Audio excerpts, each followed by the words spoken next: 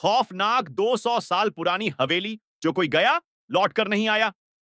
सोचो, तुम्हें एक ऐसी हवेली के अंदर जाने को कहा जाए जो पिछले 200 सालों से वीरान पड़ी है, जहां रात में अजीब आवाजें आती हैं और जहां जो भी गया वो वापस नहीं लौटा। इस हवेली की दीवारों पर खून से लिखे अजीब निशान हैं और अंदर जाने के बाद इंसान या तो गायब हो जाता है या फिर कुछ ऐसा देखता है जिसे देखकर उसकी जान निकल जाती है। आज मैं तुम्हें एक ऐसी ही खौफनाक सच्ची घटना बताने जा रहा हूं जिसे सुनकर तुम रात को अकेले सोने से पहले 100 बार सोचोगे। पूरी कहानी सुनने की हिम्मत है तो वीडियो पूरा देखो, क्योंकि यह हवेली तुम्हें भी अपनी ओर खींच सकती है।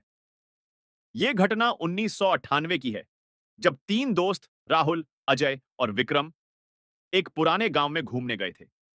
गांव के बाहर एक खंडहर जैसी हवेली थी, जिसके बारे में कहा जाता था कि वहां जाने वाले कभी वापस नहीं आते। गांव के बुजुर्गों ने उन्हें मना किया, लेकिन राहुल को एडवेंचर पसंद था। उसने कहा, भूत वूत कुछ नहीं होता, चलो अंदर चलते हैं। तीनों दोस्त रात 12 बजे टॉर्च लेकर हवेली के अंदर घुसे। अंदर घुसते ही उन्हें अजीब सी ठंडक महसूस हुई, जैसे किसी ने उन्हें छुआ हो।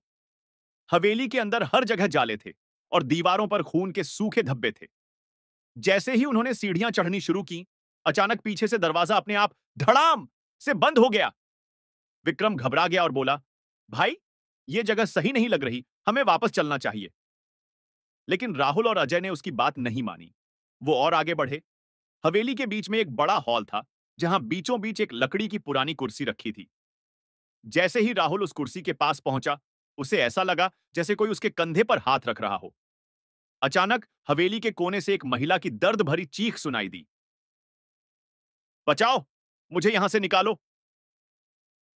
राहुल ने टॉर्च उस दिशा में घुमाई तो उन्होंने देखा एक परछाई दीवार पर तेजी से भाग रही थी, लेकिन वहां कोई इंसान नहीं था। तीनों के रोंगटे खड़े हो गए। विक्रम डर के मारे दरवाजे की ओर भागा, लेकिन दरवाजा पूरी ताकत लगाने के बाद भी नहीं खुला। तभी पीछे से एक जोर की हंसी गूंजी, अब तुम लोग यहां से नहीं जा सकते। वो तीनों पीछे मुड़े और जो उन्होंने देखा उसकी कल्पना भी नहीं कर सकते थे।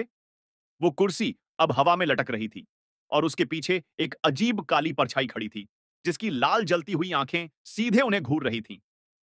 अजय के पैर कांपने लगे, विक्रम बेहोश हो गया और राहुल चीखते हुए बोला, हमें छोड़ दो।